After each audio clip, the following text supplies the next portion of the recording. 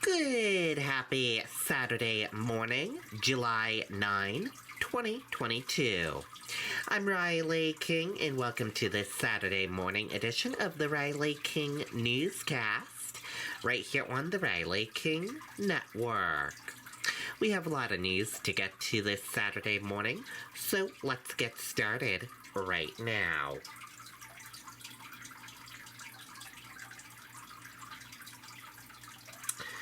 First up, man charged with first-degree murder in shooting deaths of 2 in Gorham. Let's take a listen to that video from WMUR News 9.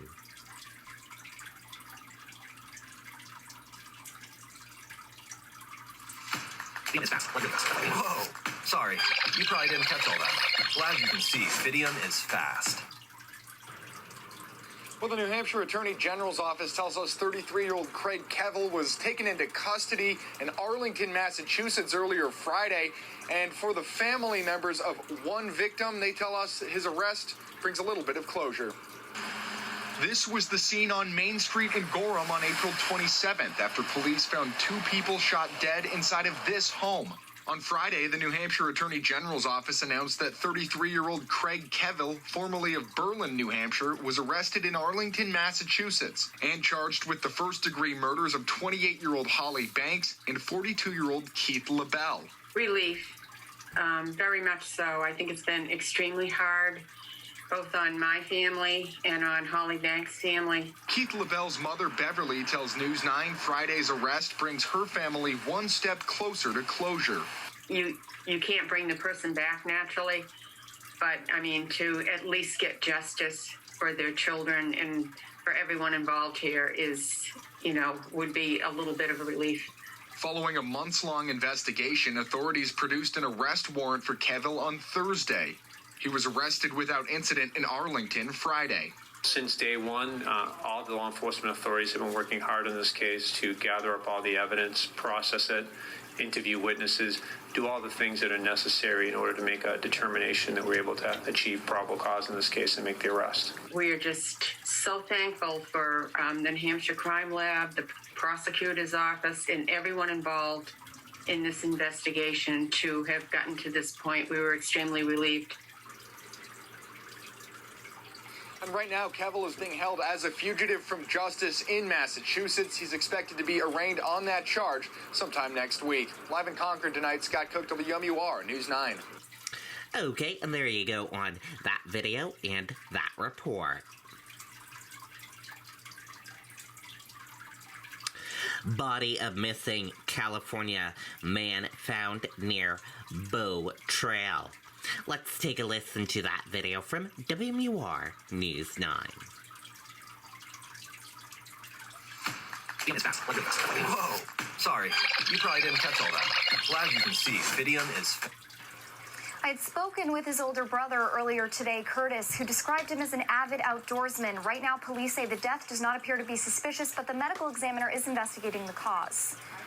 27-year-old Jesse Lane was first reported missing yesterday after growing concerns when his car was found in an unusual spot on a trail in Bow. Family members tell me they had last heard from him on July 2nd, and it was unlike him not to keep in touch. Several agencies searched last night and all day today before ultimately finding him in this wooded area. And again, right now, the cause of death is under investigation. We're live in Bow. I'm Hannah Cotter, WMUR News 9. Okay, and there you go on that video and that report.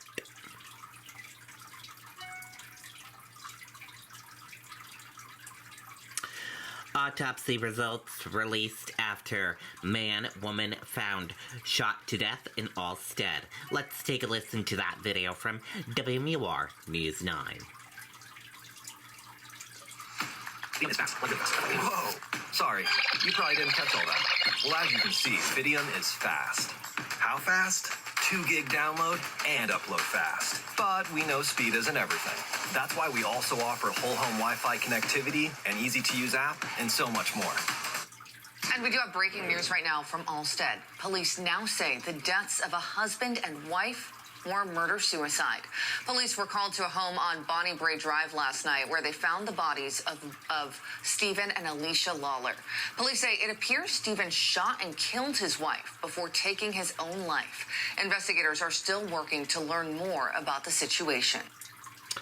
Okay, and there you go on that video and that report.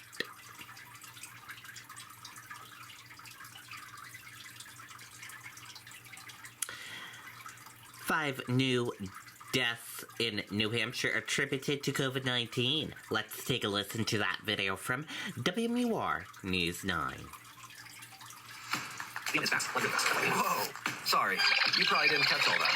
Well, as you can see, Fidium is fast. How fast? 2 gig download and upload fast. But we know speed isn't everything. That's why we also offer whole home Wi-Fi connectivity, an easy-to-use app, and so much more. Plus, Fidium... Quick look at the COVID numbers in the Granite State tonight. There are 5 new deaths to report. That brings the total number to more than 2,600 since the pandemic began. There are also 238 new cases, and the 7-day rolling average in New Hampshire is now at 218 per day. Okay, and there you go on that video and that report.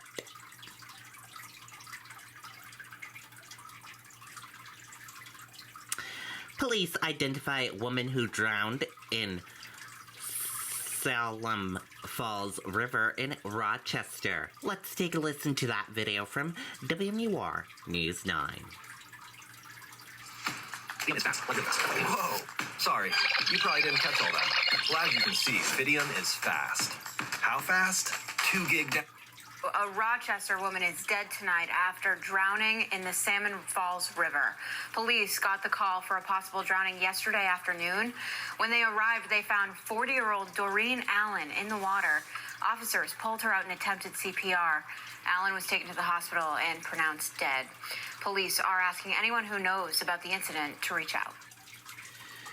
Okay, there you go on that video and that report.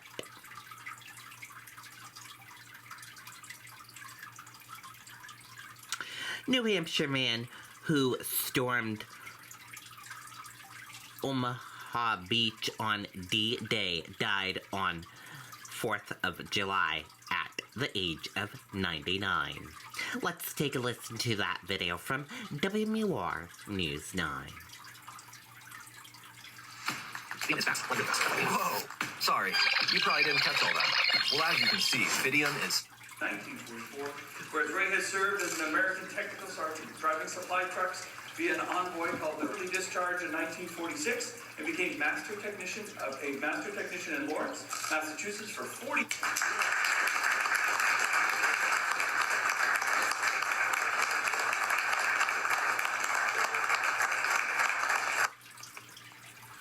Thank you.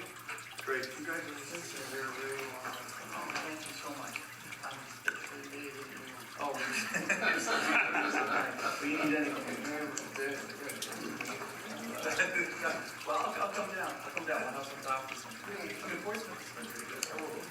1944, whereas Ray has served as an American technical sergeant driving supply trucks via an envoy called the Early Discharge in 1946 and became a master technician in Lawrence, Massachusetts for 40 years. All the military were called the greatest generation. They forgot all about the people at home. They were the greatest nation. They took care of everybody while we were all doing our job.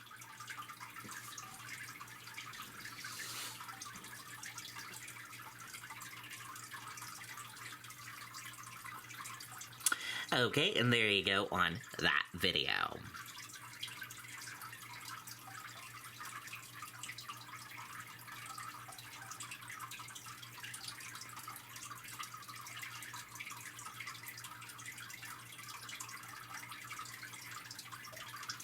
Louisiana Abortion Ban allowed to proceed. Judge lifts and stay. Let's take a listen to that video from WDSU 6 News. Whoa, sorry, you probably didn't catch all that. Well, as you can see, Fidium. Decision just came down. Attorney General Jeff Landry speaking to reporters. Let's take a live listen in. Debate this issue in the courts. Again, we're going to continuously try to urge the Supreme Court to take this particular matter up. It's ridiculous that now we have like a traveling legal circus. Now, unfortunately, to go from New Orleans to Baton Rouge when the court could have just taken this up. And so, again, we're just going to continue to defend the laws in the courts that they send us to. You know, on the day the Supreme Court ruled, you said at a rally or whatever, your office will be looking at the laws and will put information out to the public. Where does that stand? Well, we are. I mean, unfortunately, as we were trying to interpret those and put that information out, we then got this legal action, which then took us off of what we would really like to be doing, which is educating the people of Louisiana as to what the laws are. I would say that in between that time, we've sent the Medical Society a pretty important letter that in regards to what the statutes are in Louisiana. That was in hopes that they would educate doctors. And so, again, we'll just see.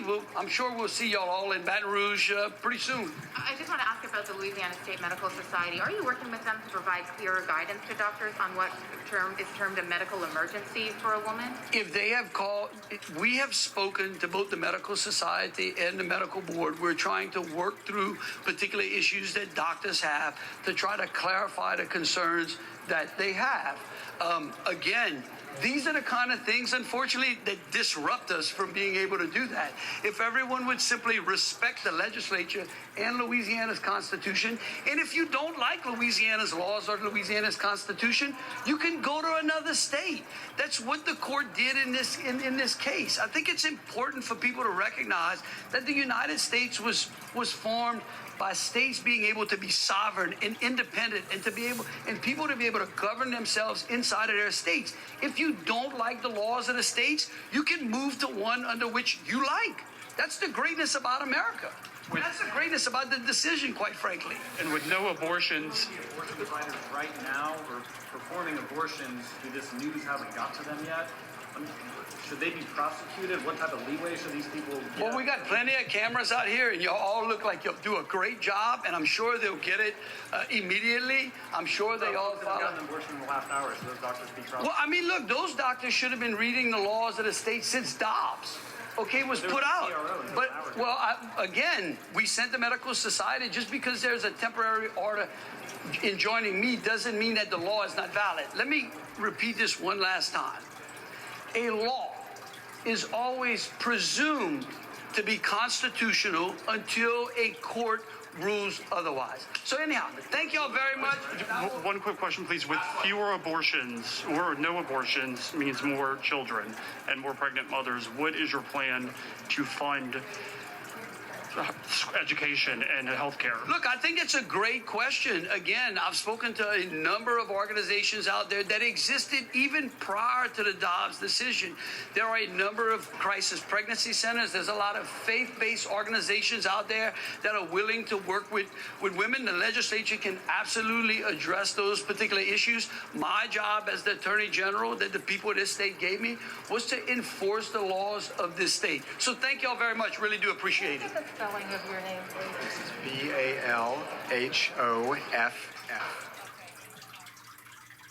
Right there. That hearing just ended. It does look like Judge Ethel Julian lifted the TRO on Friday. That would put in place, it's our understanding, Louisiana's trigger laws, but she kicked the rest of this case to Baton Rouge. You heard Jeff Landry talking about having to fight this from New Orleans to Baton Rouge right now. It looks like the judge, following a procedural technicality or a procedural measure, moved this lawsuit from New Orleans to Baton Rouge. We do have two crews on this, Courtney Williams and Aubrey Killey. Okay, and there you go on that video and that report. That does it for this morning edition of the Riley King Newscast, right here on the Riley King Network. Thank you for tuning in and watching. Have a great day, everyone, and goodbye.